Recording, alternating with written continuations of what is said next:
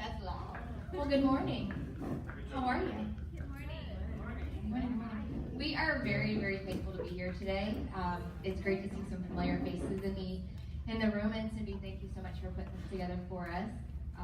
We have really had a heart to be able to speak to this community and speak to the high school, just because we know the level of parents and the level of community that's in the school. So we're very, very thankful to be here this morning. I'm going to ask a couple of questions just to kind of engage a little bit and get an idea of your awareness of the topic that we're going to talk about, and then I'll very quickly go over Place of Hope and who we are and how foster care and human trafficking kind of come into play and how it pertains to you and your students. So who believes that they have a general understanding of human trafficking? Show on hands. 2, 3, okay. Any idea how many people are trafficked globally? Just throw out some numbers. A million. A lot. A lot, okay. Hundreds, thousands, millions? Million? Okay. Laura's gonna go over in her presentation, so it'll give you a jumping off point. Who believes human trafficking is happening in our schools? Hopefully not this. Hopefully not this one, but it is happening in school, and Laura's gonna go over that as well. All right, so you need some engagement with this one. When you think of a trafficker or a pimp, what do you envision? Who do you envision? Robert Kraft. Yeah. Okay, John, yeah. Anyone else? A gross-looking skanky guy. Gross-looking, skanky guy. Normal-looking person you would never expect to do it. Good answer. A normal-looking person who would never expect to do it. All of those are correct answers. Laura's going to go over it a little bit more. And finally, what are some means that a trafficker might use to solicit and groom a child or a youth? Social media. Any others? Money. What was that? Money. Money. Yeah, money is the root of Video games. video games. Yeah, Fortnite, right? Anybody have their kids play Fortnite? Yeah. Oh, hands go up in the room now. So that'll give Laura some information to kind of go off of in her presentation. So as I mentioned, so Place of Hope, we are the largest foster care provider in South Florida. We serve from North Broward all the way up to Vero. We care for 340 kids on a daily basis. In the Treasure Coast, so Martin, St. Lucie, Indian River, and Okeechobee, we are serving upwards of 80 children that are in our care. And as the largest service care provider of foster children, children who have been removed from their homes because of abuse, neglect, and trafficking, over the last 17 years, we really started to see signs of kids that were in our care who had been exploited and trafficked, but not necessarily identified as a trafficking victim. So we've really been entrenched in human trafficking, sexual exploitation of children and youth for many, many years. And we have cared for them, and we currently are caring for them in a lot of our programs all throughout Palm Beach County and upwards into Vero Beach, all the way from traditional foster care to residential style care. We have maternity home for young ladies who are homeless and pregnant. And up until last year, we had the state of Florida's only certified safe house for domestic minor sex trafficking victims, or domestic minor trafficking victims. We dissolved the safe house because it just really wasn't the best setting for these high-level girls. You could only care for 4 at a time. And we really elevated all of our programs, bringing Laura from the foster care side and allowing her really to use her strengths and talents with and her knowledge and experience in trafficking to help come alongside and really launch this educational piece. So we decided that in addition to being able to care for these children who have been trafficked or exploited, we also wanted to be on the front side of it and help educate the community on what really is happening and how it's happening. And you're going to see through Laura's presentation that if you are envisioning this pimp as somebody that you see in a movie, somebody that's really cool, and some of our kids, that's what they have said, they're going to completely miss what's happening. So if your kids are on Fortnite and people are buying them skins and different things, and now they're their friend, and you say, well, who is friend? Oh, it's friend. Okay, but who is friend? And they start to build this relationship behind the screens, and they're more comfortable, and you don't realize the grooming that's taking place. So really, our mission is to get into the community to interrupt this cycle, not only on the restoration and recovery and the housing of the victims and caring for them, but really preventing these kids from even being put into this situation. So with that, I'm just gonna let Laura take it away, and we will have some time afterwards for Q&A, and we love Q&A, so please start thinking of some questions for us. All right, awesome. Well, thanks again for coming to learn about this. This is such an important issue, and really what we've seen the past couple of years is that the traffickers are no longer just going after the foster care kids, the runaway kids, the down and out kids that Place of Hope serves. They're going after our kids. In Palm Beach County and the Treasure Coast, the past 2 years, of the cases the Department of Children and Families have seen of verified sex trafficking cases of minors, the majority of those cases were not kids in the system, they were community kids. And a community kid is your kid and my kid. So we see traffickers going after our kids because our kids have more to lose. You know, if I run away and I'm on the streets and somebody takes some inappropriate pictures of me and they say, look, if you don't go do this over here with these 5 guys, I'm gonna send these pictures to your parents. Well, I may say, I don't really care, like, I'm a runaway, my mom doesn't care that I'm missing, we don't have a good reputation, so sure, do it, I don't care, I'm not gonna go do what you said. But if it's our kids, and our kids come from good families with good reputation, that's gonna do some damage, right? So we might be more inclined to do what they're telling us to say, because we don't want that to get out. You know, there was a case, I usually have a picture of this trafficker, but I don't have another one today, but Michael Lamb was a trafficker up in, I believe it was Chicago. And what he would do is he'd throw these parties, he'd have these young people come over, give them all the drugs and alcohol they wanted, and then when they were really out of it, he'd take pictures of them doing really inappropriate things. So when they came back kind of reality here, he'd show them those pictures and say, look, if you don't go do what I say, I'm gonna send these to your parents, to your classmates, and he even said to the universities you're trying to get into. These are about 17, 18-year-old young ladies, so they're trying to get in college. And the trick was that because he gave you all the drugs and alcohol, you look like you're having a good time in these pictures.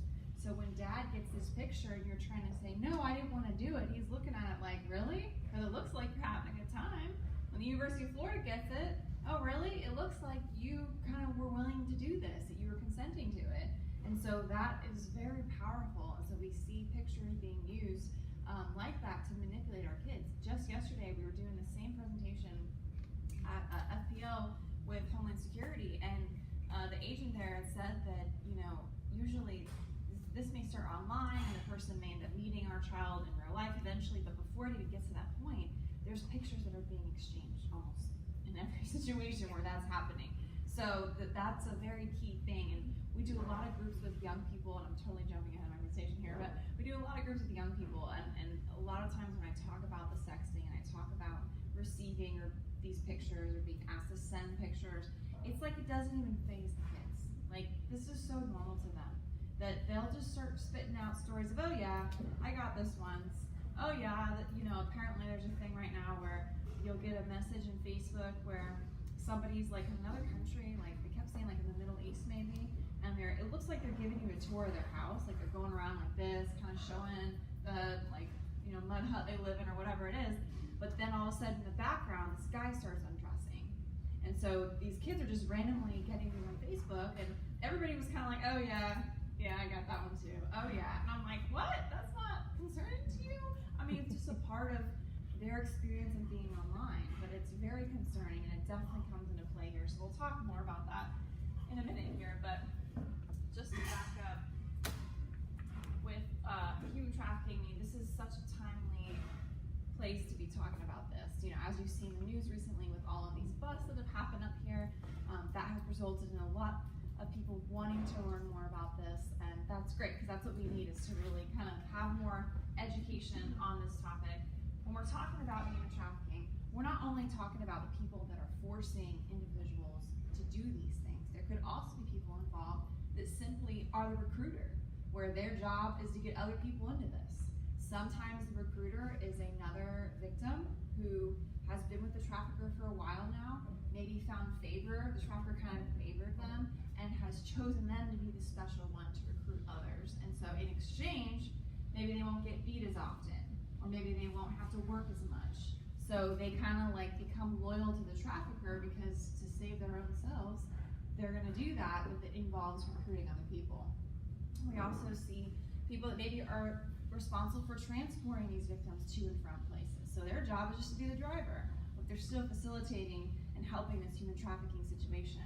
or maybe people that are in charge of housing those victims in a business or in a residential place where they have to stay there or they have to work there, live and work there. So there can be different players in this. There's big trafficking operations, like big rings, like what we're seeing with these massage parlors, and there's also independent traffickers that work kind of a few girls here and there. So we see all types of it. We'll talk about force, fraud, and coercion. That's really the means of how this trafficking is facilitated, and it's what we have to prove to make it a trafficking case, which comes with its own challenges. At the end of the day, this is a business model. This is about making money. We see groups like gangs that used to sell drugs, used to sell weapons to make their money, moving away from that in some cases and selling people instead. If you have drugs and I'm selling the drugs to all of you in this room, I eventually will run out, and so I have to go back and replenish my supply. And in replenishing my supply, I have to reinvest money. There's risk. I could get caught. I could get killed doing that. Whatever could happen. But if I have a person, I can sell that person to every single one of you and never have to go get another one. It wouldn't cost me any more. It's cheaper. There's more slaves today than any other time in history. They're easier to get, cheaper to get, easier to get rid of.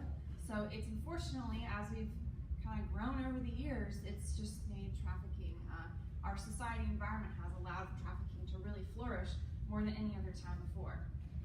So Jamie asked how many people are on the planet. Anybody else want to throw in some guesses here? How many people on a global scale are believed to be trafficked at any given time internationally? 2 million. Too many. One is too many, right? But we're talking about 20 to 40 million people. Way too many. And if you really want your mind to explode, think about if there's 20 to 40 million victims on this planet, how many people are buying sex, buying cheap labor, or buying products produced by victims that creates the demand for a need of 20 to 40 million people? Also, when you think about with sex trafficking, one person is sometimes seeing 10, 15, 20 people a night. So multiply 20 million times multiple people a night. How many customers are involved here? I mean, with those numbers, there's gotta be people we know. This has to hit close to home. People we know that are involved even just on the demand side of it. So that's really the root of this issue. If there was no demand, there wouldn't be a need for 20 to 40 million people. We don't know how many people truly are being trafficked. The issue is that a lot of times victims of human trafficking don't recognize that they're a victim. They may think this is a normal transaction, this is how I get my drugs, this is how I feel loved, or maybe they really do love this guy. I think this is my boyfriend, and this is who, I want to be with, the only person that made me feel like they understood me, so this is just what you have to do. We serve a lot of kids at Place of Hope who come from backgrounds of abuse, lots of childhood sexual abuse. So imagine that if that was all you know, this isn't going to feel much different, probably. So this is kind of a normal relationship for you. We do groups with girls in Stewart in a juvenile detention center, and almost all those girls that I work with have been sexually abused as a child. For most of them, that's the reason why they're sitting in the detention center. They ran away from home to get away from it. I would too. Ended up on the streets, of course, got hooked up with the wrong crowd because you gotta be with somebody on the streets. You can't be alone. You won't make it. Ended up committing these crimes with whoever they're with. A lot of them ended up being trafficked, and here they are sitting in basically jail. And, they would not tell you that they're a victim of human trafficking. They think that this was how they got what they wanted. We asked them to create a list of what makes a healthy relationship an unhealthy relationship, and they put about 3 things out of a group of 8 girls, put about 3 or 4 things under healthy relationship. They honestly did not know what makes a healthy relationship. And half of the things they put on there, you and I would have said, that is not healthy. Put it on the other side. They didn't know. So imagine how they're not going to recognize when somebody's recruiting them, when someone's exploiting them and taking advantage of them. They're not going to recognize it. So it's so important to educate young people as well. It's believed that about a quarter of the victims out there are children. The majority of victims are males and, women and children, but there's a lot of males that get trafficked that don't end up in the stats, that don't report it. They either, again, don't recognize that they're a victim, or it's kind of embarrassing. There's another kind of stigma that comes out with a male. Let's say I'm 17 and I'm being sex trafficked. If I tell someone that I'm a male being sex trafficked, how do you think they're gonna respond? They may not believe me. They may say, well, you're a guy, you should have enjoyed it, like what's the problem? So a lot of times, the boys are not necessarily disclosing that they're being trafficked because of that reason, because of the embarrassment, the stigma, and then maybe not recognizing it as well. Internationally, we see more labor trafficking cases than sex trafficking cases, but it's actually the opposite in the state of Florida. We see more sex trafficking cases than labor trafficking cases. Labor trafficking is sometimes underreported, especially in the States, because we'll talk about this in a minute, but it's happening in more isolated environments where we may not see it, therefore we may not be reporting it. So it doesn't mean it's not happening. There's probably more labor trafficking happening in Florida, it's just more hidden, so we're not seeing it. But Florida's number 3 in the country for human trafficking. We're one of the fastest growing states. We're behind California and Texas. You can see on this map here in the red areas that South Florida, there's parts of our state that are red zones. This is based on the calls to the National Human Trafficking Hotline. So we are in one of the highest call zones for trafficking. So this is happening here. Florida, unfortunately, kind of creates good conditions for human trafficking. We have a big tourism industry, agricultural industry, hospitality industry, lots of people coming and going from our state. So it's very transient. You wouldn't necessarily know who belongs, who doesn't belong, right? So unfortunately, that allows trafficking to flourish here. Sex trafficking is our number 1 type of trafficking in the state of Florida. There's a difference between adults and minors. If you're over the age of 18, we have to somehow prove that you were forced into this through force, fraud, or coercion. We'll talk about the differences in a minute. But that can be very challenging to prove. If I'm 21 years old and I'm stripping in the club because I love my boyfriend, this is how we pay rent, how will law enforcement be able to tell them a trafficking victim if I'm not willing to cooperate? Chances are I'm not going to be willing to cooperate. In a lot of these cases, the victims do not want to cooperate. That could be what's happening right now at the massage parlor. I'm not involved with the case at all, but it's not unusual, especially for victims from other countries, to be so fearful of law enforcement, fearful of being deported, fearful of being hurt by their trafficker if they cooperate, that chances are they're not going to talk. They may come from countries where law enforcement was a part of the trafficking, where you can't trust them, and now they're sitting in jail in Florida like, what? I'm not going to talk to this guy. I don't know what side he's on. Even though they're here, maybe they're in a safe situation after it, they've been brought out of it, we still don't know what's happening back home in their home country. There could be, like, I guarantee you there's more people out there right now involved with these cases. We've just scratched like the tip here. We just got a little part of the big picture of this ring. There's big bosses somewhere that still have access probably to their family. And so they may not want to cooperate because they've been told, I'll get your little girl back home. I'll kill your husband. And so they're not going to talk. With adults, we have to prove force, fraud, and coercion. With minors, we don't have to do that anymore. We used to have to, and so you'd have kids that were getting arrested for prostitution, and that would be the end of it. Thankfully, the laws have changed to say if you're under the age of 18, you cannot be found guilty of human trafficking. You're not old enough to consent. So all we have to prove is that you're under the age of 18 and that you were involved in some kind of commercial sexual activity. So it's different from child abuse because there's that commercial nature. A commercial sexual activity is any sexual act in exchange for something of value. So if I'm 17, I'm having sex in exchange for the new iPhone that came out, this definitely has commercial value. That was human trafficking. If I'm sleeping around in exchange for food, a place to crash, name brand clothes, drugs, all of that would fall under human trafficking if I'm a minor. That young person could be saying, I want to be doing this, this is how I live my life, this is how I get my drugs, whatever, I got a sugar daddy, whatever it is. The law says, doesn't matter, you're a minor, that's human trafficking. So that's good, because then we can identify child victims a lot easier, get services to them, and not see them as criminals. Sex trafficking, we have some specific red flags that I'll get to that are for parents specifically. We have little cards up here that are kind of like a credit card size that have some of these red flags and the number to call on them. I don't have a ton of them, I'm running out, but feel free to take any of those that you might want. Sometimes we see traffickers that will brand their victims. It's not in every case, but in some cases they'll force a tattoo on the young person. And this can serve a couple different purposes. One, it lets other traffickers know this property is taken, so don't mess with them. Two, it also is very dehumanizing. It has a psychological impact. If I was branded by my trafficker and I get removed and I'm at Place of Hope and getting service and getting counseling, I still have to get up every single day and look in the mirror and see and be reminded of my experience and reminded of what this trafficker did to me. Like I said, it's not in every case, but sometimes it's seen. Sometimes it's like the street name of the trafficker. It could be an icon or an image that represents him. It's been as simple as a little heart tattoo on the hand, like right here by the knuckle, that was put on by a trafficker. One of the ones I found online was out of Chicago. This trafficker's name was Cowboy here. And I just want to read you part of it because it almost reads like scripture to me. It says, following, understanding, and accepting the fruitful teaching, till death, I live for he, thou he lives in me. Anywhere I go, he be and forever lives. Literally stamped on her body is wherever you go, I'm a part of you. Think about how powerful that is.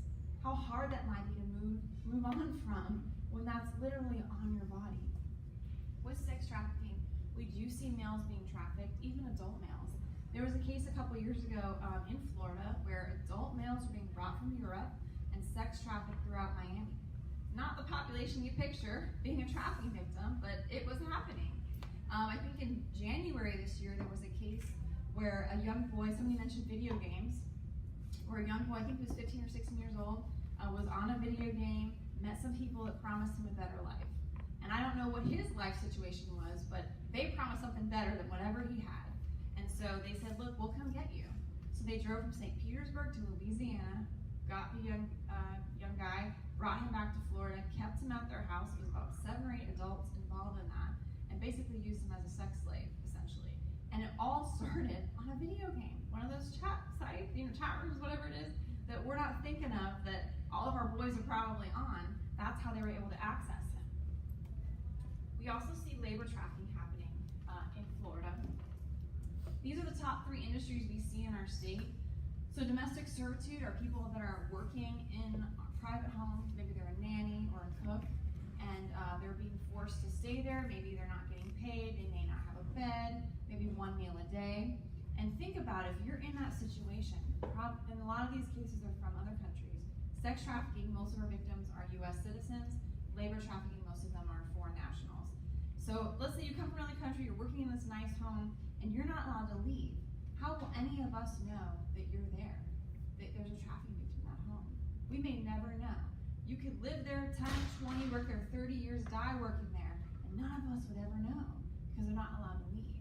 So that's why a lot of these cases don't get represented in the data, because they're happening behind closed doors where we don't have access to know that there's a victim there. Agricultural work, another big one. I mean, this includes landscaping companies, even in construction industries, you could see labor trafficking, farm work, any of that.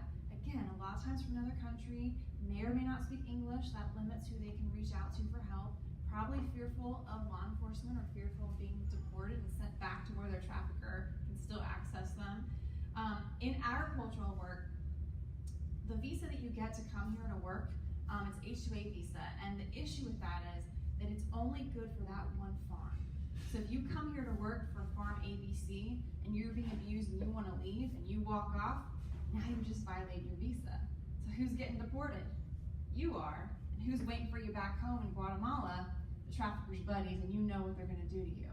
Traffickers will sometimes intentionally let the visas expire so that those workers are now in a situation of, well, here's my option. I get arrested, I get deported.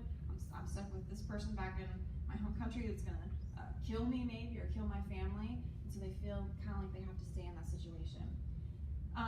There's something called debt bondage, which is where somebody will give you a lot of stuff. Maybe it's clothing, housing, food, drugs, whatever it is, for free. But then eventually they turn around and say that you owe them for it. And in all types of labor trafficking cases, you may see debt bondage. When you're talking about agriculture and domestic servitude, the rates of debt bondage jump to 70% of the cases. And so even if you come to America legally, you can still be victim to debt bondage and human trafficking. And what can happen is you're in your home country and you hear about this seminar about this that seminar. They tell you that part 2 will be next week, so come back next week. There's a little fee you gotta pay to learn like what you gotta do to make this happen. So, okay, I come back, I somehow get the money to pay the fee, and they say, look, in order to get this job, you have to go to America legally. And in order to do that, you have to go to the embassy and get your visa. But the embassy is several hours away, you don't have a car. That's okay, we'll take you for a small fee, and you can just pay us back when you get the job. So they take you to the embassy, they give you all the papers you gotta fill out. It's in your language, which is awesome, but you're illiterate, so you can't read it. But don't worry, because this nice guy with you, he'll walk you through the process, he'll do it for you in exchange for a small fee.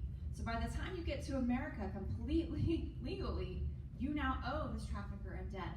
And they're gonna say, you gotta work to pay it off. And the reality is, no matter how many hours you work, how much money you make, you will never pay that off. They will always find things to keep adding on. Housing fees, clothing fees, food fees. And so you'll never be able to get out of that situation. You'll always be indebted to them. We did a presentation a couple weeks ago at a adult drug rehab center, and we had a young lady who's probably in her early 20s who realized for the first time that she had been almost sex trafficked basically. And she didn't realize it until we were talking about debt bondage. We were talking about people give you stuff for free, and they turn back around and make you pay for it. And she said, I met this guy, he gave me all these drugs, had me party really hard for 4 days. After 4 days, he came back and said, look, you gotta pay me back. Like, I gave you all this, it wasn't free. I know you don't have any money, so this is what you can do to pay me back. Thankfully, she was able to get out of that situation. But what she was describing was about to be this debt bondage, sex trafficking situation. And she hadn't realized it. She thought, oh, it's my fault. I'm the one that let him come over. I'm the one that told him I do drugs. I'm the one that did the drugs. So it's my fault. Didn't want to tell anyone. And that's what he wants her to think, that you caused this onto yourself, that this was your doing. And that's why a lot of times victims will not report. But we tried to help her realize that chances are this guy does this all the time. He knows how to plant those seeds and get you from here to here to here, and you're just falling into this trap that he sets up all the time. We had another gentleman, again in that setting, that shared about being in Florida, being recruited to go work on basically a farm. He was a U.S. citizen, had some drug issues in the past. They promised him a bus to North Central Florida where they'd give him like drug therapy, get him off drugs, give him jobs, give him job skills, able to earn money, housing, all of this. And he said, they didn't force me to go. I went because I wanted to get clean. I went willingly. When he got there, he found out that's not what was gonna happen. Instead of helping him get off drugs, they gave him all the drugs he wanted as a way to control him, keep him dependent on them through his addiction, force him to work, did not pay him. But he's still thinking, I'm not a victim because they didn't force me to go. And again, we'll talk about force, fraud, and coercion. Even though they didn't force him, they still deceived you into that. They promised you something that was not what you received, and then you weren't able to leave. So that would have been a labor trafficking situation. Just because there might be teachers and administrators in the room here, if you're working with somebody who has been trafficked, they may not be the most cooperative students. We say the same thing when we train nurses, that some of your most difficult patients are probably going to be human trafficking victims. They're not going to want your help. They're not going to want to talk about it. They're going to be scared of you, submissive. They're going to be the ones that cuss you out. This is just kind of their defense mechanism. They've learned and been taught. They've been taught you cannot trust other people. They've been taught, I'm the only one that knows that's what's best for you. I'm the only one you can rely on. I'm the only one you can trust. So when we have a victim that's been brought out of that situation, in the aftercare stage, many times we're having to kind of compete with what the trafficker provided, because the trafficker at least kept that person fed enough to work, at least gave them some clothes, some housing so they could work, right? So if we can't offer housing, food, clothes, they're gonna go back to their trafficker, because at least they have those basic needs met. So in a lot of cases, we're kind of competing. And so when we are training like medical staff and the professionals that might work with the victims, we say, look, if someone you think is being trafficked, one of the most important things you have to do is to follow through on what you say you're gonna do. If you're gonna go find out about, okay, I'll check with the officer about this, okay, I'll check on that medical test, all right, you have to go do it, because they're looking for reasons for you to fail. They're looking for an excuse to say, oh, see, I can't trust them. They didn't do that thing they said they were gonna do. That's not gonna be their default to trust you. They may be submissive, they may avoid eye contact, they may not open up at all. And so it's a very tricky situation. Yesterday we were with an FBI agent training some guardian ad litems, and she said, be really careful. Don't just go up and put your arm around them or rub their back or give them a hug, because that's what some of these customers might have done to them. So you might be triggering them, kind of have those boundaries, don't have the physical contact that might trigger them based on some of the experiences they had. I always like to talk to parents about technology and how this comes into play with human trafficking. And I always wanted to be a teacher, so I bring resources everywhere I go, pretend like I'm a teacher. But we have some little books here that are really helpful. One is for parents to talk about how to talk to your kids about being safe online. The other one is for the actual child. So it has questions here you can go through, like how do you know who you're dealing with? How do you know you can trust the person you're talking to online? Were you ever worried after you shared something online? Kind of walking through that, making sure they understand. We also have a few of these cards here that have some of the apps to watch out for, common apps that all of our kids are using, understand the dangers of it, and kind of the risks, and talk through that with the young person. We also have a packet here that has all types of resources for parents. There's a page in here, a smartphone guide for parents. There's a whole couple pages in here on Snapchat, Parents Guide to Snapchat, understanding what could put them at risk. It's produced by Snapchat, so they are well aware that there's dangers and risks associated with it. So please take as much as you want with that. Speaking about technology, I want to mention pornography. As I said earlier, with the videos that our kids are receiving, that they're already accessing porn without us even necessarily realizing it, without them asking for it. It's just being sent to them. Text messages from random people. I'm sure you all have gotten texts. We've gotten texts from a random number that's like, hey, check out, single ladies in Boca, and you click on it, it takes you to a porn site. There's websites out there that are set up so like a website that maybe a kid would be going to, like whitehouse.com or something, or .gov, that maybe they're doing a research paper, they try to go, they mistype it, maybe they put accidentally whitehouse.com. Well, that's now leading to a porn site. That these sites are being set up to hopefully reach our young people. The traffickers and this whole industry want our young boys to grow up addicted to this, because that's what's going to fuel this industry. And if you look at our music videos, our movies, so much of it is what my parents would have considered porn back in the day, and now it's just readily available to everyone. I was looking at some things on Netflix yesterday, because I saw an article about porn on Netflix. I'm like, oh, that's interesting. Let me go through and see what I can find. And it was incredible, the things that would come up just in a search that any of our kids could do. That app's on their phone, they can go and click, and I wish I would have put a picture in here to show you kind of like all the things that came up when you do that. So really being aware. The danger with pornography is that it's very accessible. In most cases, it's free. It's anonymous. It's not like alcohol, where if our kids are drinking, you may smell it on their breath. They could have seen a pornographic video or picture. You wouldn't necessarily know. It's very addictive, and a lot of the content is very abusive. Some of the effects of pornography is it's almost like the same effects that drugs have on the brain. It's that level of addiction that can happen. The average age of first reading pornography is 11 years old. That is really young.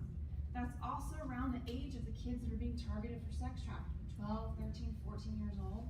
So it's just a perfect match here. They're using that porn to teach kids what to do, so that when a customer comes in, they'll know what to do.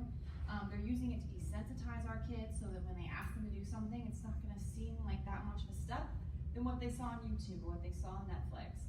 So it definitely goes hand in hand. We see, porn creates so much of the demand that requires kind of the sex trafficking, but we see the demand shifting to younger and younger. So that requires a need for young people to be in these films, and you get that through recruiting sex trafficking victims, essentially. There's actually something I watched on Netflix, I think it was called Hot Girls Wanted, and I just started it, but it's about the amateur porn industry, and it says that there's so many girls turning 18, 19 years old that want to be famous, want to be a model, whatever it is, and so they're getting connected with these amateur porn producers. They're just like regular guys that are picking them up from the airport and having them do all this kind of stuff to launch their name and become something. And all the girls are just like so excited. They know that it's basically pornography, but they're so focused on becoming known for something. And think about our teenage girls today. How many teenage girls could be at risk of pursuing just fame at any cost. The largest consumer of internet porn is 12 to 17-year-old age group. Again, very young, very impressionable, very easy to manipulate and recruit. In one of the national studies, it said that a third of the participants had experienced their first sexual experience under the age of 13. So sometimes people think middle school is too late to talk about this. No, it is happening already. And then a quarter of participants said that their first sexual experience was not consensual. That just broke my heart. Like, can you imagine being under the age of 13 and having a non-consensual sexual experience? I mean, you can't consent even at 16, but you know, it's just the reality of what we're seeing. I love this quote because I think it really shows how pornography can be so powerful. It says that pornography can offer basically the elements that help us learn. There's images, right, for the visual learners, arousal, which has an impact, reinforcement, and then it shows you literally what to do. It's all the key things that help us learn how to do things. So it's unfortunately a great teacher these traffickers will use.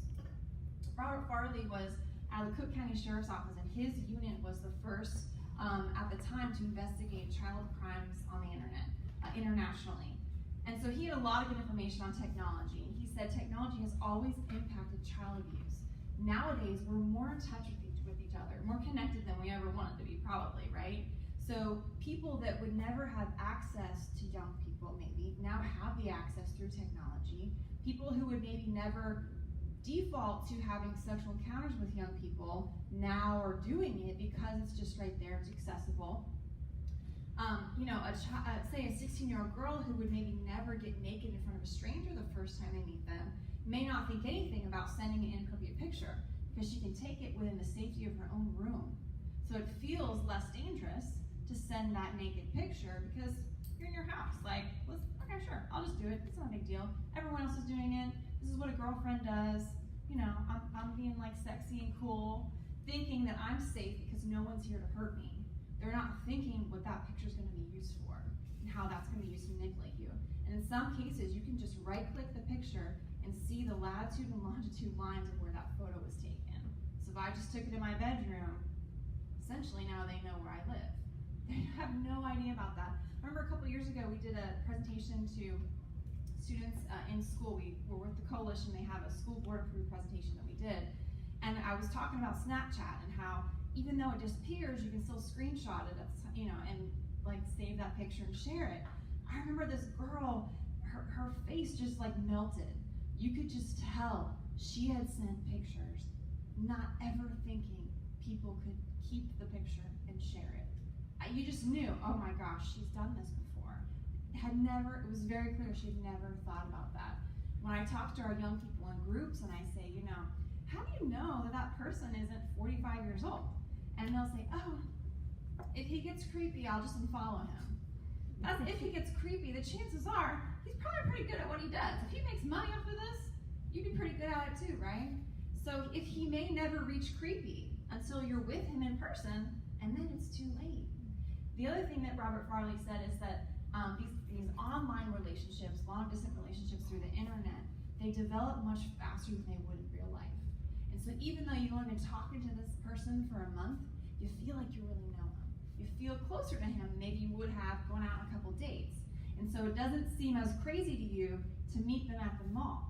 For us, that would be crazy, but for them, they feel like, they get me. Like, they're the only one that listens. My mom does not listen. She does not understand me. They're the only one that gets me. And so, back in the day, I'm sure all of us got in trouble with our parents back in our teenage years. I was always in trouble. I had the attitude and the sass, and that never worked out for me. And I remember, you get grounded, you get in trouble with your parents, and you just were like so mad. You just hated your parents in that moment, right? Oh, they're the worst. But what was different was, for me, I couldn't just go on Facebook and tell the whole world how awful my mother was. I just had to tell it to myself while I sat in my room, right? Nowadays, these kids can put it out there. So they can make a Facebook status or Instagram, whatever, and say, oh my gosh, my mom is such a jerk. And all it takes is one person to message them and say, hey girl, tell me about it. My mom's a jerk too, let's talk about it. It starts to build a trust, starts to form that relationship. Even if it's not a romantic relationship, could just develop a friendship that now convinces that person to leave, to run away, to meet at the mall. You know, we talk about runaways as one of the big groups here at risk of being trafficked, and we had a detective a couple weeks ago at our office, and he said, it's not so much what you're running away from, because hopefully all of our kids are not experiencing abuse at home. It's not so much what you're running away from, it's what you're running towards. And so like that young boy out of Louisiana that was trafficked starting a video game, he could have come from a 2-parent household in a gated community. We don't know, but he was promised something even better. And that's why he ran. It's what you're running towards. So things that we recommend to parents: watch the location-based apps, stuff that gives away the location. Talk to your kids about, you know, when they're checking into all these places, somebody might be following where they're going. Oh, they're at McDonald's now they're at the mall. Seems like every Friday they're at the football game. You know, we'll take pictures of ourselves at our high school football game with our, you know, the logo here, our mascot and name on it. Now they know where we go to school. Our kids are kind of friending everyone and not recognizing the people they have on their friend list doesn't actually mean that they know them. One of the things I have is a checklist where the kids go through, and one of the things they do is they go through everyone on their friend list and delete people they don't personally know or that you don't personally know. And I required that for one of my groups. They had to go through and do it. And they said, oh my gosh, that will take forever. I have so many friends. Like, that's the problem. You don't have that many friends. You have to go through and get rid of the ones you don't know. Don't just ban stuff. Don't just say, okay, this app's off limits, or you're not allowed to have your phone today, or whatever it is. Actually talk to them about why. Let them know the dangers. You gotta educate them. Greg Schiller is he's a U.S. attorney. He prosecutes a lot of these cases. And he said that, you know, when our kids are learning how to drive, we send them to driving school, we practice with them, we educate them on the safety, how to be safe drivers, the dangers and risks. With the internet, we just hand it over. We just give it to them. We don't educate them on how to create safe passwords, how to, you know, make sure you have efficient privacy settings, how to know if you can really trust the person you're talking to, why you shouldn't add strangers. There's a lot more education that we still need to do. Abiding by some of the age restrictions. I just learned yesterday that the apps that you download are self-rated. So when it says this app is okay for 4-year-olds, the app is saying it's okay for 4-year-olds. There's not like a unbiased group that's rating them like movies. So that doesn't mean anything. And there's a whole list of apps out there, and it says, you know, the ratings for a 7-year-old, and then you read all these things. You can find other groups out there that say, this is what's concerning for parents. There's nudity on here. There's sexual videos, there's porn. Why is it rated for a 4-year-old? Because the apps are rating it for a 4-year-old. So be careful, don't just go based off of that. This is the little handout that I mentioned that we have of some of the ones to look for. So, force find coercion. Kind of leaving the technology, coming back to the trafficking part of this. We have to prove one of these, or several of these, to make it trafficking. Force, and you'll still see it with minors, we just don't have to prove it. Force is more of the physical action. So if you don't do this, you'll be raped. If you don't do this, you'll be beat. I'll hold a gun to your head. Things like that. One woman told me a couple weeks ago in a presentation, she said, he literally took me out to the middle of the street and beat the crap out of me in front of everyone. So who's she gonna go to for help? All these people just watched her get publicly beat. No one said a thing. No one stopped it. Fraud, this is those kind of those job offers, like that man that thought he was gonna go get help on a work camp and ended up being forced to work there. People coming from other countries for this great job in America. And then also we see it with sex trafficking where young girls are being promised maybe modeling careers. One of the detectives said he's even seen it with even like teens applying to retail jobs. There was a case where somebody was trying to get a retail job. She was talking to people, trying to go through the process, and they ended up being a recruiter, a trafficker. So we don't just see fraud in the foreign cases, but also domestic victims. But lastly, coercion. Coercion is one of the most powerful pieces here because that is that manipulation, that trauma bonding. That is where the young person may feel like they're in love with their trafficker. It's not physical restraints, it's more mental, connections that keep them in the situation. I could never turn on the one person that helped me out when I was homeless.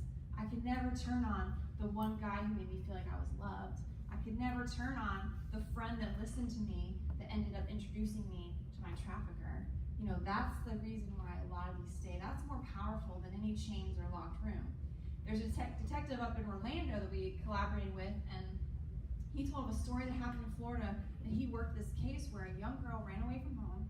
She's sitting at McDonald's, she's got her bags with her, so it's kind of obvious, like, what's going on, like, why is she all her stuff? She's by herself, and this guy comes up to her and says, hey, you know, I noticed you sitting here, can I buy you a burger? And she said, no, I'm good, it's okay. He's like, all right, well, if you ever need anything, here's my number, and left. Didn't try anything sketchy, just tried to buy her a burger. So she's still sitting there. A couple hours later, he comes back over. Are you sure? Like, can I please just buy you a burger? It's just a couple bucks. She says, no, I'm good, it's okay. And he leaves. Doesn't try to kidnap her, doesn't try anything inappropriate, doesn't make a move on her, only tried to buy her a burger. So she's still in the streets a couple days later, runs into some trouble. Who do you think she called? That nice guy who tried to buy her a burger. And who was he? Trafficker. Now he knew, I don't have to kidnap her. I can just plant the seed, sit back and wait. It could be a month, it could be 2 months, but it's worth the wait because she will come to me in her most desperate moment. She will hit rock bottom. She'll come to me, and how much more powerful is that if she comes to me? Because then, for the rest of our relationship, I can beat her, abuse her, exploit her, but then I can always say, yeah, but remember, you came to me. You needed help. Nobody else would help you. I was there. I gave you stuff for free. I took care of you. I gave you a place to stay. I gave you food. I bought you clothes. So don't say this is my fault. You got into it. You asked for it. And that's literally what I saw in this young lady who said she was with that guy for 4 days that gave her drugs. That's why she didn't talk, because she felt like she was the one that caused this to happen. And so why won't you leave? Because you've been coerced and manipulated into thinking that you're basically your own abuser. And so that's very powerful. And that's hard to break. Even once we get them out of the situation, that's still very hard to break. The traffickers can be anyone. They can be male, female. One national study said that as many as 36% of the traffickers were female. So definitely not just male. They can be other kids our age. In school, you're gonna probably notice if there's a trafficker in the room. But if it's a 15-year-old kid that's recruiting for the trafficker, it might not be noticed as well. So the traffickers are getting very smart. They're learning how to infiltrate the places that our kids go to, whether it's in person or online. So not just males. A lot of them tend to be males, but there's some that are female as well. The things that traffickers are looking for are vulnerabilities. And the reality is, all of us have things that make us vulnerable. There are things that we wanted, needed, desired, that we couldn't get or were hard to get. Material things, I don't know what that is on my computer, but it's material things, or maybe it's immaterial things, connections, somebody just listen, somebody to understand you, to process your bad day with you. These are just some of the things that we can see that might be exploited by a trafficker. Your home life, if you come from, like I said, you can come from a 2-parent household and a nice community and still feel like you're not being heard, still feel like you need someone to listen and give you attention. Doesn't matter if you're coming from an impoverished community or a well-off community, both groups are at risk of having traffickers take advantage of their children. Low self-esteem. How many of our kids don't, that's something we all have gone through. Even as adults, that's things that we sometimes struggle with. Definitely can be manipulated. These traffickers are very good at looking at the groups at the mall and seeing based on how the girls carry themselves and interact. Which girl has the low self-esteem? Which one's the weak link? Which one can I approach maybe and try to buy lunch at the food court? But finally, one of the things that makes all of our kids at risk is if we think this could never happen to my kid and then we don't educate them on this, that puts them at risk. Because how will they know how to recognize if someone's recruiting them on Facebook if we haven't talked to them about what this is? They won't know what words to put to it. They won't know maybe that it's wrong. They'll think that maybe this is normal. This is a part of dating. This is how it goes. So it's very important that we talk to our kids, educate them about the technology, let them know how traffickers might use that to exploit them. Some things we say as some red flags that could possibly indicate that maybe your child or a child you know is being trafficked. If you notice sudden changes in their clothing, if they start dressing in a different style that, or maybe wearing items that you didn't buy them or they don't have access to, could be somebody that's buying them these things to lure them and try to groom them.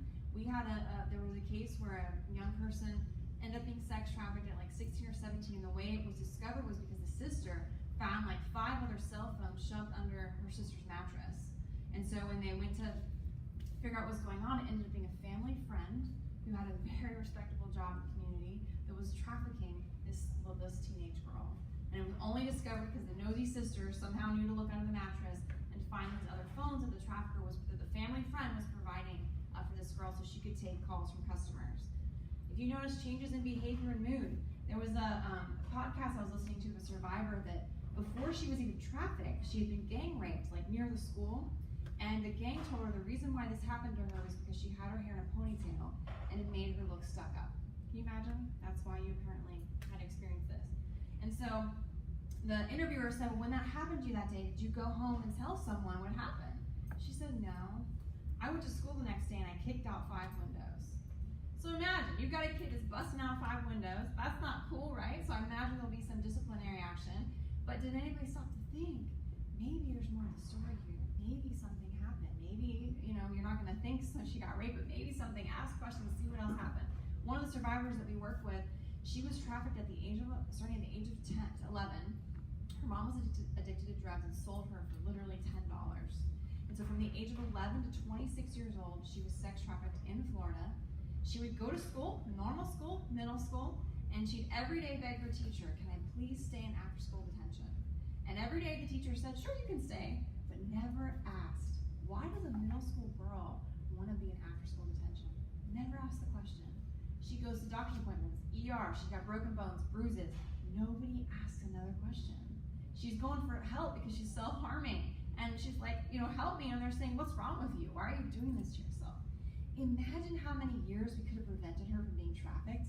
This is from 11 to 26. If people would have asked the right question, think of all the people she could have come in contact with that might have noticed. She ended up in foster care, and her group home was connected to the trafficker. She's been trafficked in foster care. So really, I think that's a great example of how it takes each of us to be the eyes and ears, to not be afraid to speak up if we suspect something, not be afraid to ask that next question, knowing that these victims are not going to necessarily flag us down and say, I want help. We're going to have to be the ones that maybe take that initiative. So this is the National Human Trafficking Hotline. This is the number that we should all have in our phones because this is who we would call if we suspect someone's being trafficked. Now, it does not replace the mandatory child abuse reporting, so you still got to do that through the abuse hotline, but this is a number that's 24/7 and national. Even if you call law enforcement in the moment, like let's say it's happening right now and you're like, I got to call law enforcement, call the authorities, but even they will say to then, when you're done, hang up and call this number as well. Because this is the only way we really get data on trafficking. This is how we know Florida's number 3. So we want as many calls to go through here so we can understand the trends and see, is it boys, is it girls, what's happening. This is the same number that a victim of human trafficking can call if they want help and they want to get out. So we have lip balm that we label with this hotline that we give to hotels, emergency rooms. I had a guy taken yesterday for like the nurse's office at a school. So if we're with somebody, we suspect maybe there's trafficking, we kind of want them to know there's help. We can give them the lip balm. The labels are easy to remove. The number is easy to memorize. And then at the end of the day, all the trafficker's going to see is a blank tube of lip balm. It's not going to be suspicious to them. But now we've let the victims know, look, we know you're scared to call 911 because they're scared they'll be arrested or deported. So now they know there's another number out there. And just last week, I had a young lady in one of my presentations who had been trafficked. She had no idea this number existed, and because she learned of it, she was ready to call and report a trafficker, turn him in, and go through with a court proceeding in order to get him off the streets. And it was simply because she didn't know this existed. She didn't want to call 911. She felt comfortable calling this number. When you do call this number, it can get sent down to the local authorities in the area where that's happening. So in Palm Beach County, it'll go to our FBI agents, our federal law enforcement, our local law enforcement, the departments and agents that know how to handle these cases so they know what to look for and how to work with victims. Finally, the last piece here is just to let you know what we're doing with this issue at Place of Hope. There's ways to get involved with us further as well. The first thing is, as Jamie mentioned, we've taken in victims of human trafficking throughout all of our programs. So we've been doing that for 20 years. That's nothing new. What's new is the prevention and education piece. So now we no longer just do trafficking work on our own campuses. We go out to other agencies and other communities to educate and help address this issue. So we do these presentations. We have one that's for hotels specifically, one for the medical community specifically. We do parent nights, all types of corporate trainings, all of that. So if you're connected to other groups that we could come in and train staff or train all types of people, please let us know. We've done multiple ones at FPL, which has nothing to do with trafficking, but we go because there's parents that work there and parents need to know about this. So please bring us in. We do these for free. We're happy to go anywhere. Also, we're producing a short film on human trafficking that should be coming out in the next month or so. So we've been traveling the state interviewing top level law enforcement and officials to produce something that you'll be able to share with your community and educate others as well. So I'll play the trailer for you real fast. But again, if there's places that you're interested in that may be hosting a screening down the road, let us know. Does it sound similar? Yeah. Cindy, you'll get this directly. The tragic reality of human trafficking and the result of what officials say. 5 states have the highest concentration, and Florida is one of those states. The tractor trailer was packed with helpless migrants. A stranger video recording children at International Plaza. One of the largest human trafficking epidemics in the country. The booming tourism and sex entertainment industries in South Florida create what investigators call a perfect storm for human trafficking.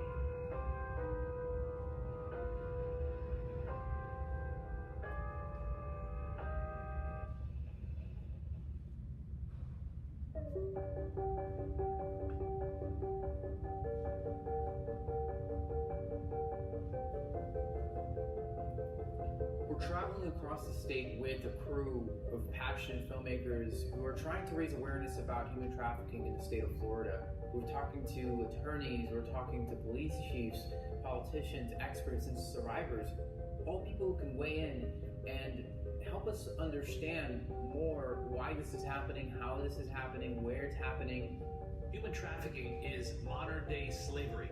It takes really 2 forms, labor trafficking and sex trafficking. Human trafficking, to put it in simple terms, is when somebody takes a human being and decides that that human being can be and should be controlled, exploited, sold for money, sold for goods, sold for services, exchanged for something for profit.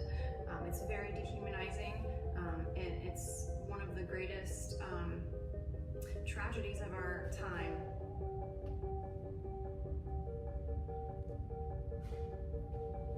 I'm Charles Bender, I'm the CEO of Place of Hope, and human trafficking is the ultimate form of exploitation. We are producing this short film, this documentary film, because people need to know.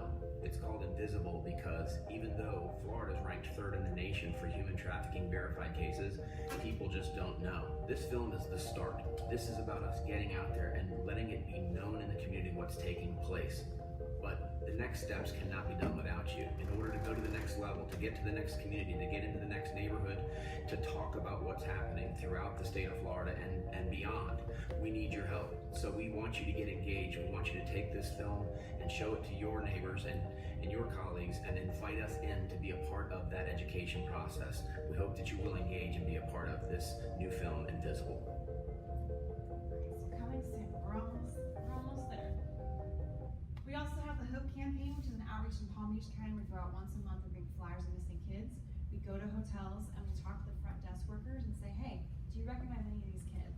And we just had, last month we did it, we had 3 tips on 2 missing kids. One girl had just gone missing about a week and a half before. So we're able to pass it on to our local law enforcement so we can follow up and investigate, hopefully recover these young people. And then finally, we do groups with at-risk young people. So the first one is a national curriculum called My Life, My Choice. It's out of Boston. It's for girls between the ages of 12 to 18 years old. I have flyers on it if you're interested in this. But it's 8 to 10 weeks class where for about an hour long, we go over all these different topics and we educate young people about human trafficking. So this is for girls who have been trafficked, like in the detention center, but also for those who've never been trafficked. We've done it in a school before with about 7 kids that were kind of picked by the guidance counselors. Only one of them was probably at risk. Everyone else, or had maybe experienced it. Everyone else was a normal girl like I would have been in high school. And the stories that came out, we had one day where everybody was crying. They were talking about bullying. When we talk about what can make you vulnerable, they started talking about bullying. They'd all experienced it. So we kind of stopped the trafficking stuff, went with that and processed the bullying. And what can you do to counter that? How can that put you at risk of being trafficked? So it's a great curriculum created by survivors. We'd love to get them into any youth serving group or agency that you all work with. This is an example of one of the sessions that we do where we ask them to draw the pimp like Jamie was talking about. And so they literally gave this guy a fur collar and a purple hat with a feather and said that a trafficker would be an old man trying to be cool. And that's kind of old school. That's not, we have some of them still, but a lot of them are going to be pretty normal looking. And so then we come back and talk about, you're looking for this, you're going to miss the cute guy at the mall that tries to buy you lunch. you're gonna miss the girl sitting in your class that says, hey, let me show you my friend, let me have you meet him. So we're able to process this with them. We just did this with a private school down in Boca, and I had the kids do the same thing. I wish I could show you their pimp, but they drew a pimp and they said, oh, you know, he'd be 40 to 50 years old, he'd be hanging out in alleys and strip clubs, at the mall, he'd drive a white van or maybe like an old Mercedes with rims. I mean, they're still not thinking about how this could truly be anyone. And they're from an affluent community, so we're able to still talk about how could you be at risk? How could this be something that comes knocking on your door? We asked them to draw what they think, list what's a healthy and unhealthy relationship, and then each person picks one person in their life and they say, was that a healthy or unhealthy relationship? We process that. How do you know it was unhealthy? You know, oh, did it change to be healthy? So what changed? How did you know? Did you get out of the unhealthy relationship? And so it's a great kind of wake-up call for them to look at some of their relationships in their life. And then finally, we just added this curriculum, which is for boys and girls together, 12 to 18 years old. So it does not get into the sex trafficking and all the nitty-gritty parts of trafficking. It's surface level, so that's why you can have boys and girls together. It just talks about negative influences, positive influences. How do you deal with that? And then the key is it teaches empathy, which I find in working with a lot of our young people, they don't have that anymore. They're not learning that. So when you talk about, you know, oh, you should watch out for your neighbor, this is why you should care, they're like, why? Those are her decisions. That's her choice. It's none of my business. We need to have empathy. We need to care about our peers so that we can be advocates for them and stand up for them and reach out when they need help. I'll let Jamie come up and share anything that she might want to add about other ways to get involved. For my part with this program, really bringing us into any other places you know of that we could come present and maybe bring these groups to other groups as well, other agencies. So please, my cards are up here. Take as many resources as you want, and I'll start passing out our brochure after that. Thank you.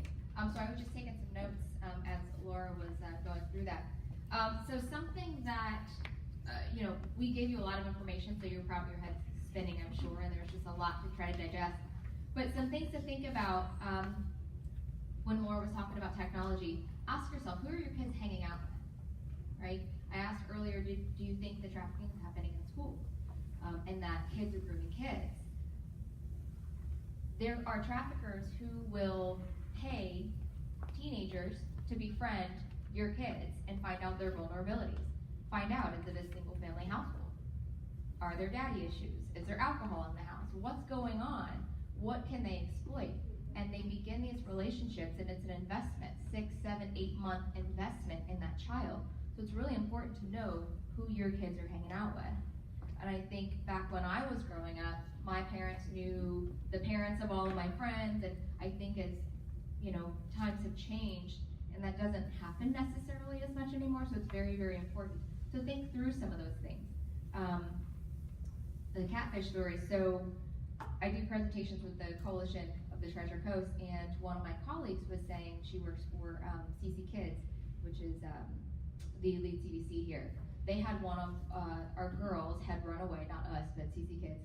She was in foster care. She had been trafficked 2 other times, and she had run away. And so she went on, with law enforcement approval, onto Facebook and made a fake Facebook page, knowing the things that she liked. So took a bunch of pictures from Pinterest and Instagram and all these things that they knew she was attracted to, knew the type of person that she liked, created a fake Facebook page, it's hard to say, and over the course of about a week and a half, started befriending her friends. Didn't befriend her, but all of her other friends. And then after a couple of days, ended up friending her. And she said within a span of, I want to say it was like 32 minutes, found out where she was and was able to set up a meeting. And that was all a fake Facebook page. So just think about what our kids are at risk of. So going through and saying, okay, I really do know these people, or I really don't know these people. You have to have these conversations with your kids. You really, truly do. We had several years ago, 7 or 8 years ago, had a 10-year-old girl come into our care who was smuggled into the country, was trafficked, raped, and impregnated. Thankfully, we were able to place her into a foster home, but it was because of the guidance counselor she went to consistently, not feeling well. They started to notice different things, self-harming. She was feeling sick. Ultimately, it was morning sickness. but it was the guidance counselor that was able to step in and intervene. And this young lady didn't know any better. She had been trafficked at such a young age, 8 years old, 9 years old, 10 years old. Her mom actually was still in Guatemala, had allowed these men to bring her over here for a better life, a better education. So the mom didn't do it intentionally, and this girl was in our care. And she had known these men as my dad, my uncle, my brother. So if you were to just ask her, it's my dad, my uncle, my brother, she didn't know any better. So it was asking those additional questions, and seeing that something just didn't make sense. So I spend a lot of time on social media for what I do, and I see sponsored ads on Instagram of girls in bikinis and thongs. It's legitimately pornography, right? When I was growing up, Rocky Horror Picture Show was like, that was the ultimate, oh no, you know, like to be able to watch that, I was like, don't want mom or dad to find out. But nowadays, it's just it's a sponsored ad, and it's advertising a bathing suit, and these girls are in extremely compromising positions, and our kids are seeing this, right? Honestly, when I went on yesterday to try to see, my husband's like, can you please not do this at 10 o'clock at night trying to find porn on Netflix? But when I went on trying to see, it was like, I was like, wow, you know, it was hard because like so much of what today is out there, I would still consider porn, that it's like, well, is this porn or is it just a real film? I honestly struggled without watching it, knowing like, is this a real produced film or like that was in the theater, or is it an amateur porn thing on Netflix?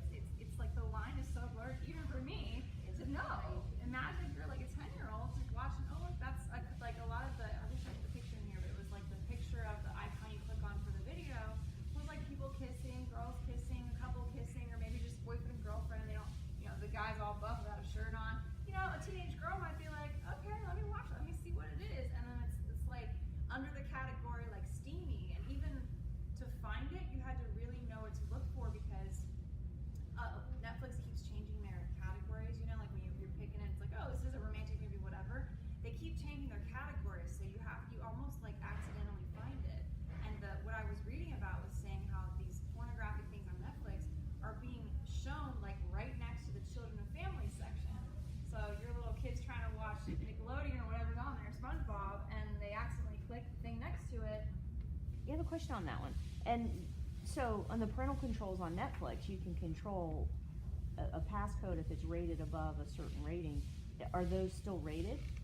Would that still fall under the parental controls that you can control it out? I think like the Netflix produced still have, I think, a rating, so it should. I mean, what I read in general about parental controls is that they're still not, I mean, it doesn't capture everything, and you can go, I wish I brought the website, but you can go online and look up some of these apps and look up like Netflix and all that, and it'll tell you which ones don't have effective parental controls, because you think that's guarding it, but then it's not, and so, I mean, there's so many stuff that gets through, and I think that's where it comes paired with the education of educating our kids. Look, this is why it's not okay. This is the harm it can do. So if you do see it, somehow it gets through. Somehow it gets sent to you.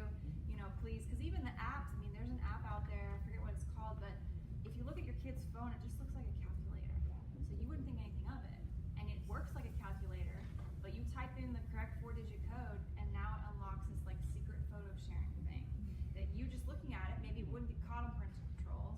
There's apps that can go around parental controls. So, you know, there's all these things that make it challenging, and that's why that's good to still do to protect and limit what they can see, but it really comes down to education too, and letting them know why this is bad, how this puts you at risk, how you could be, you know, exposing yourself to people that don't have the best intentions. And then to kind of break away from the sex trafficking and talking about your kids, but in talking more about labor trafficking. So if any of you own businesses or someone in your family owns businesses and you outsource another company to bring in labor, construction, Laura mentioned, we were at PGA National meeting with the director of operations, because we work very closely with a lot of different hotels and organizations.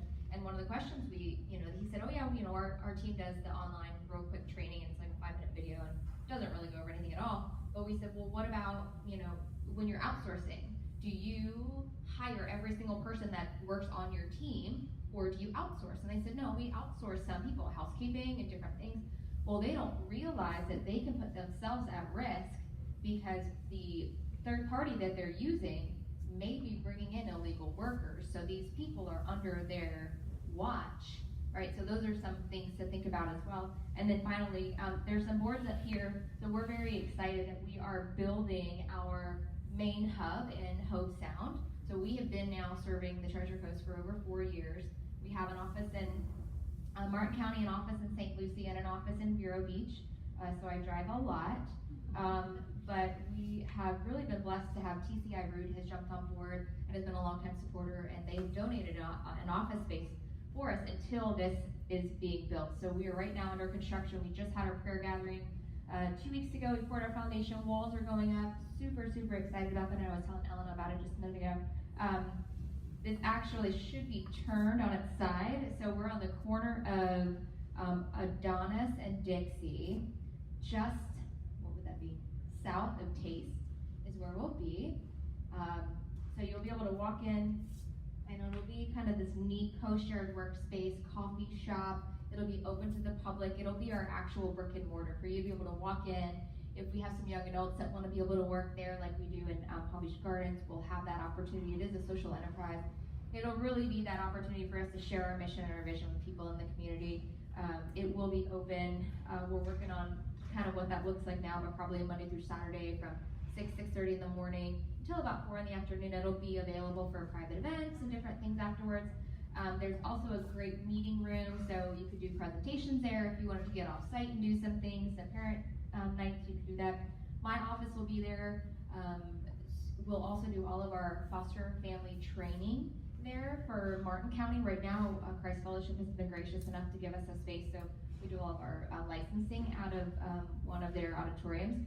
So we'll do all of that there, and there will be a covered patio and just some different things in the back, so it'll be a really, really neat space. So we're super excited about that. So there are some ways to get involved. So I'm the vice chair of the Human Trafficking Coalition of the Treasure Coast. We serve Martin, St. Lucie, Indian River, and Okeechobee, and we do outreach, just like Laura mentioned. And we are growing that, so there are opportunities to get involved and serve there. There are applications if you'd like to fill one out. You can also just email me, and I'll be happy to get all that information to you. We meet quarterly. Our next meeting is April 17th, and it's at the St. Lucie County Sheriff's Office, and actually Laura will be giving a presentation, so you'll get to hear it again. By that time, you'll be, you could just be on the team. And I think that's everything. And are there any questions that you had from what you learned, or you're just kind of digesting it? I've looked at your face the whole time when you're just like, oh my gosh. Any other The good thing is with this is that, I think a lot of people think that human trafficking is being kidnapped and thrown into it. And if that was the case, there wouldn't be much we could really do, right? How do I stop someone from coming out and grabbing you? Because this is happening over a period of time, it progresses. There's warning signs we can see. There's moments we can intervene, so it's a little bit more gradual than just being kidnapped. So that's kind of the hope here, is that with education and us being aware, so we know, hey, this seems kind of weird, let me call this and report it, that we can prevent this. It's a little bit more preventable than just people being kidnapped. We don't really see that happening. It's really these relationships, so knowing who the kids are talking to, who they're hanging out with, that's going to be the biggest thing that could, help prevent this from becoming a trafficking situation. Do you give presentations to school-age children? Because I've noticed that we're not getting, it's going to be a different slant. I mean, like here, we're not hearing heavy-duty sexual assault like it is. But with children at certain ages, do you have presentations, especially about social media? Yes, we have one that's just technology based, where it doesn't even really talk about trafficking. It just talks about the safety, and it's from a group called NetSmarts that produces a lot of good material on that. So we have a technology one, and then we do have student, like in Palm Beach County, we do a lot of the school presentations with the coalition. But we have done student ones where we've done parents and students together, or just students. We did like Trinity Christian Academy, trying to think of others. Osceola Middle. Osceola Middle. We've done schools before too as well. Yeah, middle school is kind of where you start with that. Anything younger than that, it's really more education on just like how to say no and empowering, like your boundaries and things like that. But middle school is when you can start to talk about this stuff and really, And that's Palm Beach County. So Palm Beach County, yes, there are school board approved. Yes. In the Treasure Coast, they're not right now. We are working through legislation to try to get into the schools. Last year there were some bills that had died on the floor. Patricia Williams, she is a representative out of Fort Lauderdale, is in the process of trying to think of her House bill number. I want to say it's 859, but I'm not sure. So she has sponsored a bill for human trafficking education in schools. Palm Beach County says that you can start talking about this stuff at the age of 4.